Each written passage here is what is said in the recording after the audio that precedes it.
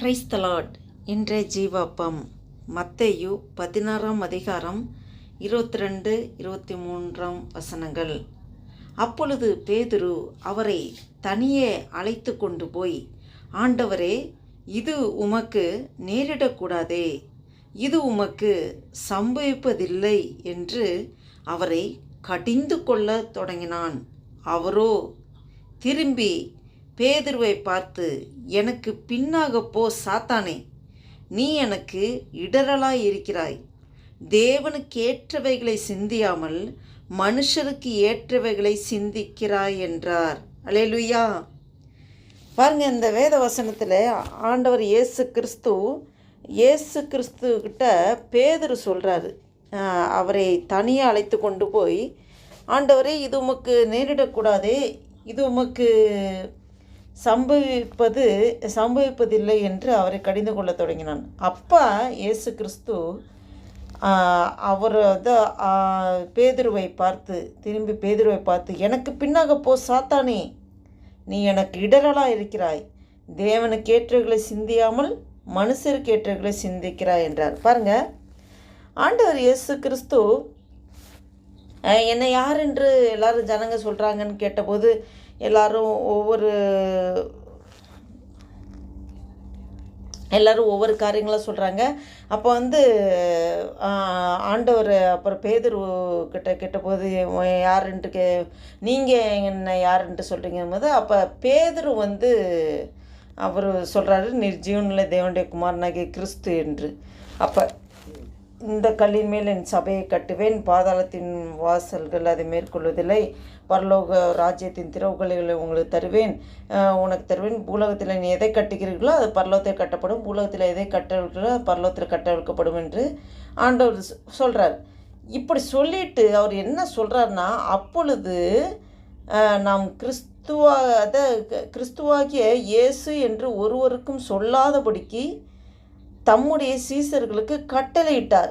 எதுக்காக அப்படி சொல்கிறார்னா, அவர் வந்ததே அடுத்த வசனத்தில் அவர் சொல்கிறாரு, இது முதல் இயேசு தாம் எருசலேமுக்கு போய் மூப்பராலும் பிரதான ஆசிரியர்களும் வேதபரராலும் பல பாடுகள் பட்டு கொலையுண்டு 3ஆம் நாளில் எழுந்திருக்க வேண்டும் என்பதை தம்முடைய சீசர்களுக்கு சொல்ல தொடங்கினார். அவர் வந்ததே சிலுவையில் மரித்து அவர் உயிர் தெள்ளணும், இந்த காரியம் நடக்கணும், அதற்காக தான் இந்த பூமிக்கு வந்தார். அந்த ஒரு சிலுவை பாடுகள், அந்த பாடுபட்டு அவர் மரிக்கணும், இந்த காரியம் நடக்காமல் போயிடுமோ, எப்படி நம்ம தான் மேசியா, இந்த உலக இரட்சகர் மேசியா அப்படின்னு ஜனங்க எல்லாரும் தெரிஞ்சுக்கிட்டாங்கன்னா அவர் வந்த நோக்கம் நிறைவேறாமல் போயிடக்கூடாது. இதை சொல்லி பப்ளிசிட்டி பண்ணால் எல்லாருக்கும் தெரிஞ்சால் இந்த காரியம் நடைபெறாமல் போயிடுமோங்கிறதுனால தான் ஆண்டவர் யார்கிட்ட சொல்ல வேணான்னு சொல்கிறார், யார்கிட்டையும் சொல்ல வேணான்னு. பாருங்கள், அந்த பிசாசுங்க சொல்லுதுங்க இல்லையா, ஜீவனில் தேவனுடைய குமாரனாகிய கிறிஸ்து என்று பிசாசுகளும் வாயில் அறிக்கிடுறங்க. பிசாசுக்கு நல்லா தெரியும் இயேசு தேவகுமாரன் என்று. அப்படி சொல்லும்போது ஆண்டவர் சொல்லாதபடி அதற்றார், வாய் திறக்காதபடி சொல்லாதபடி அதற்றார். 2-3 இடத்துல நம்ம காமிச்சு கொடுத்தோம் சொன்னதை, அந்த மாதிரி அவர் சொன்னதை.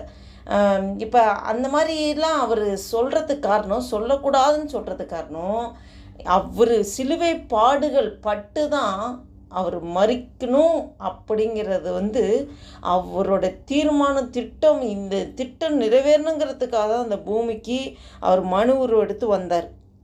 இப்போ அப்படி இருக்கும்போது இப்போ பேதுரு பாருங்க, இந்த மாதிரி அவர் சொன்னதுமே, நான் பல பாடுகள் பட்டு கொலையுண்டு 3ஆம் நாளிலே எழுந்திருக்க வேண்டும் என்று தம்முடைய சீசர்கிட்ட ஷேர் பண்ணும்போதே பாருங்க, பேதுரு மூலமாக பிசாசு, நல்லா கவனிங்க, ரொம்ப நல்லா கூர்ந்து கவனிங்க, நம்ம யார் மேலே அதிகமாக பாசம் வைக்கிறோமோ, நம்ம குடும்பத்தில் அப்பா மேலேயோ அம்மா மேலேயோ இல்லை கணவர் மேலேயோ இல்லை மனைவி மேலேயோ இல்லை பிள்ளைகள் மேலேயோ யார் மேலே அதிகமாக நம்ம பாசம் வைக்கிறோமோ அவங்க மூலமாக கிரியை செய்வான் பிசாசு.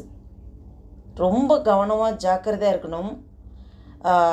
பிசாசு ஒரு தந்திரசாலி. அவன் தந்திரமாக செயல்படுவான். அப்படியே ஒரு ஆசை வார்த்தை அன்பாக பேசி அப்படியே நம்மளை உருகிற மாதிரி ஒரு காரியங்கள் சொல்லி, ஐயோ வீட்டில் இப்படி நம்ம ஒரு ஆண்டோட காரியங்கள் ஒன்று செய்யலாம்னு நினைக்கும்போது அதற்கு தடையாகவே அதுக்கு இடையூறு கொடுக்குற மாதிரியே பிசாசு யார் மேலே நம்ம அன்பு வச்சுருக்கோமோ பாசம் வச்சுருக்கோமோ அவங்க மூலமாகவே செயல்படுவான். இது ரொம்ப கவனமாக இருக்கணும், ஜாக்கிரதையாக இருக்கணும். இப்போ பாருங்கள், அந்த 12 சீசர்கள், இயேசு கிறிஸ்துவோட 12 சீசர்கள்ட்ட தான் இதை சொல்கிறாரு. நான் இதற்காக தான் நான் பல பாடுகள் படணும், நான் கொலை உண்டு, நான் மரிக்கணும், 3ஆம் நாள் உயிர்த்தெழணும், இந்த காரியங்கள்லாம் இருக்குது. அதை சொல்லும்போதே அந்த பேதுரு 12 பேர்த்துல பேதுரு மூலமாகவே பிசாசு செயல்படுறான். பேதுரு எவ்வளோ முக்கியமான பர்சன். அந்த 12 பேர்த்துல 3 பேரை மட்டும் செலக்ட் பண்ணி ஒரு சில இடத்துக்கு கூட்டிகிட்டு போவார்.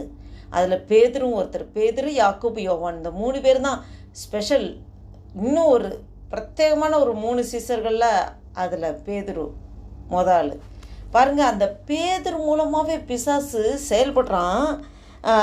இதை தான் இப்போ வாசிக்கிறோம். அப்பொழுது பேதுரு அவரை தனியே அழைத்து கொண்டு போய், இதை கேட்டதும் பேதுருக்கு ஒரு குமுறல்.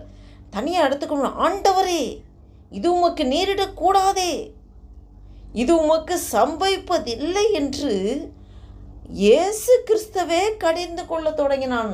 பாருங்க, அப்போ பிசாசு அவன் மூலமாக இருந்து கடிந்து கொள்கிறான். ஒரு மாமிசத்தின் கிரியைகள் அங்கே வேலை செய்கிறது. மாமிசத்தின் கிரியைகள், உலக பிரகாரமான காரியங்கள், உலக பிரகாரமான அன்பு, அதன் மூலமாக இயேசு கிறிஸ்துவை அமிழ்த்த பார்க்குறது. அதாவது ஒரு நமக்கு போராட்டம் மாமிசத்தோடு இரத்தத்தோடும் அல்ல. மாமிசத்தோடு இரத்தத்தோடு நமக்கு போராட்டமே கிடையாது. துரைத்தனங்களோடு, அதிகாரங்களோடு, பிரபஞ்சத்தின் அந்தகார லோகாதிபதிகளோடும், வானமண்டலத்தில் உள்ள பொல்லாத ஆவிகளின் சேனைகளோடும் நமக்கு போராட்டம் உண்டு என்று எபேசியர் 6ஆம் அதிகாரம் 12ஆம் வசனத்தில் பார்க்கிறோம்.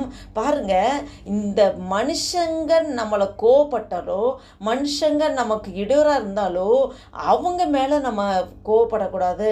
அவங்க மேலே நம்ம எரிச்சல் படுறதோ இல்லை கசப்புணர்வு இருக்குதோ கூடாது.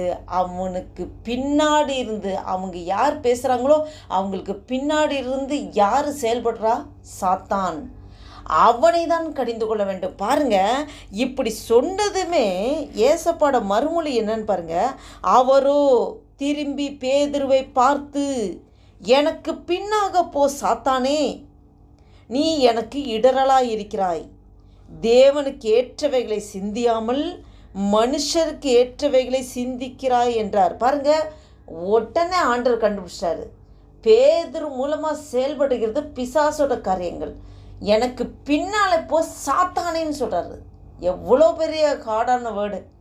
அந்த ஒரு 2-3 வசனத்துக்கு முன்னாடி தான் என்னை யாரென்று நீங்கள் என்ன யார் என்று சொல்லுகிறீங்கன்னு கேட்கும்போது பேதுருக்கு ஆண்டவர் வெளிப்படுத்துகிறாரு. வெளிப்பாடு கிடைக்குது. நீர் ஜீவனுள்ள தேவனுடைய குமாரனாகிய கிறிஸ்து என்கிற ஒரு பயங்கர வெளிப்பாடு பேதுருக்கு கிடைச்ச அதே வாயினாலேயே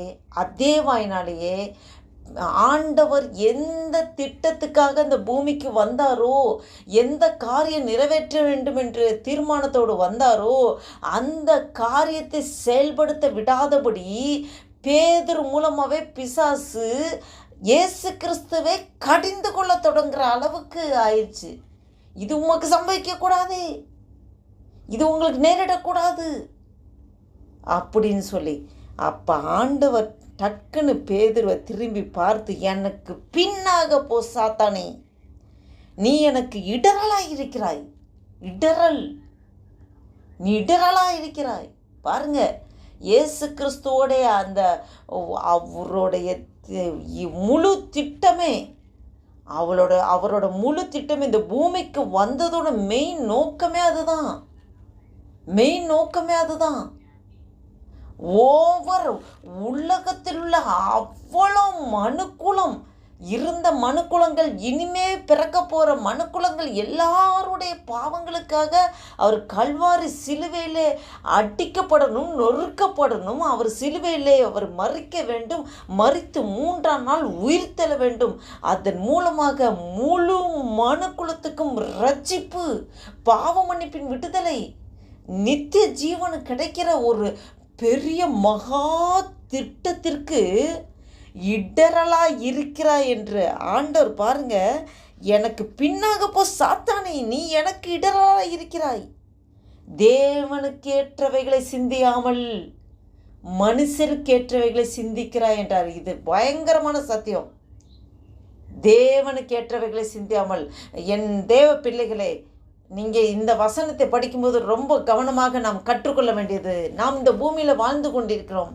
நாம் மனுஷனாய் பிறந்து நம்ம வாழ்ந்து கொண்டிருக்கிறோம். ஆனால் நாம் என்று ஆண்டவரை சொந்த இரட்சகராக நம் இருதயத்தில் ஏற்றுக்கொண்டோமோ, ஆண்டவர் எப்போது நம் இருதயத்தில் வாசம் செய்கிறாரோ, நாம் எப்போது ரட்சிக்கப்பட்டோமோ, நாம் புது சிருஷ்டியாக இருக்கிறோம். பழையகள் ஒளிந்து போன, எல்லாம் புதிதான. நாம் ஆவியினால் பிறக்கப்பட்டவர்கள், ஆவிக்குரிய கிரியைகளை செய்கிற பாத்திரவான்கள், நாம் பரலோக பிரஜைகள். இந்த பூமியிலே நாம் பரலோகத்திற்கு ஏற்ற காரியங்களை செய்வதற்காக அழைக்கப்பட்டிருக்கிறோம். அனுப்பப்பட்டவர்கள் நாம், பரலோகத்திலிருந்து அனுப்பப்பட்டவர்கள் நாம்.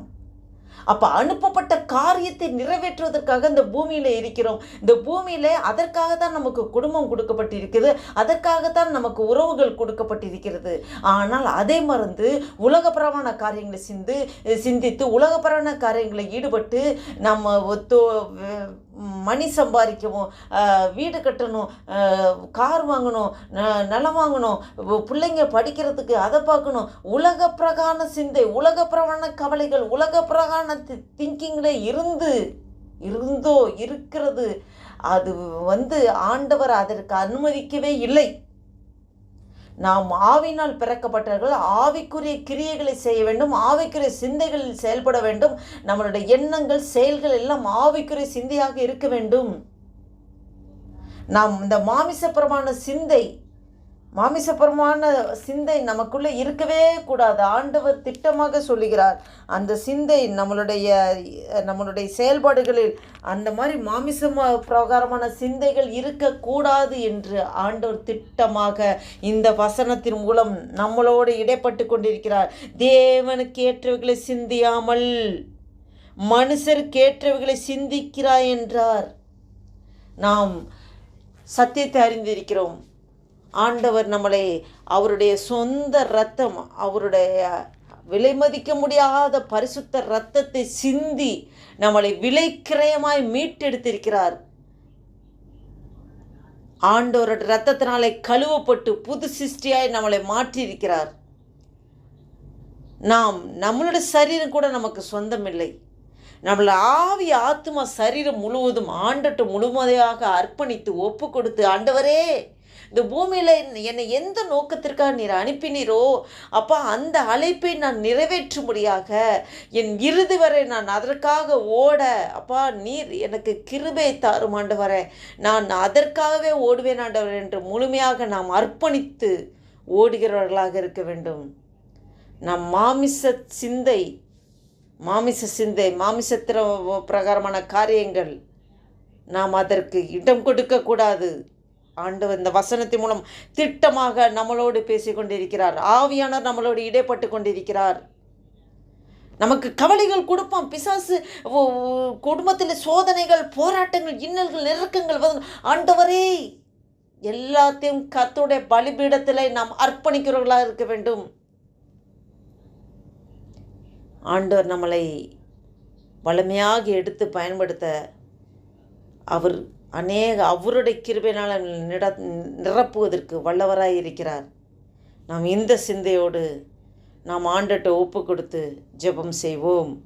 அல்லேலூயா. நன்றி தகப்பனே, நன்றியோடு துதிக்கிறோம், ஸ்தோத்தரிக்கிறோம். நேற்று மீண்டும் மாறாதவரே, அன்பு நேசர பரம தகப்பனே, நன்றியோடு துதிக்கிறோம். இந்த வேத வசனத்தின் மூலம் எங்களோடு பேசி கொண்டிருக்கிற ஆண்டவரே, எங்களோடு நீர் இடைப்பட்டு கொண்டிருக்கிற ஆண்டவரே, பரிசுத்த ஆவியானவரே, எங்கள் ஒவ்வொருவரோடு நீர் பகிங்கரமாய் பேசி கொண்டிருக்கிற ஆண்டவரே, நன்றி அப்பா. அந்த வீடியோவை பார்த்து கொண்டிருக்க ஒவ்வொருவரும் ஆண்டவரே, அப்பா ஸ்தோத்திர கதை ஒவ்வொருவரோட ஆவியானவர் இடைப்பட்டு கொண்டிருக்கிறதுக்காக நன்றி செலுத்திக்கிறோம். இந்த பூமியிலே நாங்கள் மாமிச சிந்தையோடு மாமிசத்துக்கு தேவையற்ற காரியங்களை சிந்தித்து அதன்படி நாங்கள் வாழாதபடி ஆண்டவரே, ஆவினால் பிறக்கப்பட்டவர்கள் ஆவிக்குரிய கிரியைகளை செய்யும்படியாக, ஆவிக்குரிய செயல்பாடுகளபடி நடக்கும்படியாக ஆண்டவரே எங்களை நீர் வேர் விரித்திருக்கிறேன் என்ற உணர்வோடு அப்பா உம்முடைய அழைப்பை நாங்கள் உணர்ந்தவர்களாக அந்த அழைப்பிற்கேற்ற காரியங்களை செய்யும்படியாக எங்கள் ஒவ்வொருவரோடு ஆண்டவரே நீர் இடைப்பட்டு கொண்டிருக்கிறதுக்காய் ஸ்தோத்திரம் ஆண்டவரே. நன்றி அப்பா, நன்றி அப்பா. ஆண்டவரே, இந்த நாளைக்கு கூட ஆண்டவரே அப்பா ஸ்தோத்திர கர்த்தாவே, இந்த ஆகஸ்ட் மாதம் 26ஆம் தேதி 2024ஆம் வருஷத்தை காணும்படியாக எங்களுக்கு ஜீவன், பலன், சுகம், ஆரோக்கியத்தை தந்து அப்பா எங்கள் வாழ்நாட்களில் ஒரு நாளை கூட்டி கொடுத்து ஆண்டவரை நிரப்பிக் கொண்டிருக்க கிருபைக்காய் நன்றி செலுத்துகிறோம் ஆண்டவரே. நன்றி அப்பா, நன்றி அப்பா. இந்த நாள் முழுவதும் உடைய கிருபை எங்களை அப்பா நீர் ஆண்டவர் உடைய கிருபையினால் நீ நிரப்பி எங்களை வழிநடத்துக்காய் ஸ்தோத்திரம். காலைதோறும் உடைய கிருபைகள் புதிதாக இருக்கிறது என்று சொல்லியிருக்கிற ஆண்டவரே, உடைய புதிய கிருபையினாலே அப்பா அந்த நாள் முழுவதும் எங்களை நீர் கண்ணி கருமணி போல பாதுகாத்து காத்து நடத்துகிற கிருபைக்காய் ஸ்தோத்திரம் ஆண்டவரே. இந்த வீடியோ கேட்டுக்கொண்டிருக்க பார்த்து கொண்டிருக்க ஒவ்வொரு ஆண்டவரே நீர் அப்பா ஸ்தோத்திர கர்த்தாவே எங்களை ஆண்டவரே அப்பா ஸ்தோத்திரம் உம்முடைய அபிஷேகத்தினால் எங்களை நிரப்பி வழி நடத்தி வருக நன்றி செலுத்திக்கிறோம். ஆசீர்வதிங்க, பலப்படுத்துங்க, பாதுகாத்துக் கொள்ளுங்க, மீதி முழுதும் பொறுப்படுத்திக் கொள்ளுங்க. உமக்கே துதி கன மகிமையெல்லாம் செலுத்திக்கிறோம். இயேசு கிறிஸ்து நாமத்தினால ஜெபிக்கிறோம் ஜீவனுள்ள எங்கள் நல்ல பிதாவே. ஆமேன், ஆமேன்.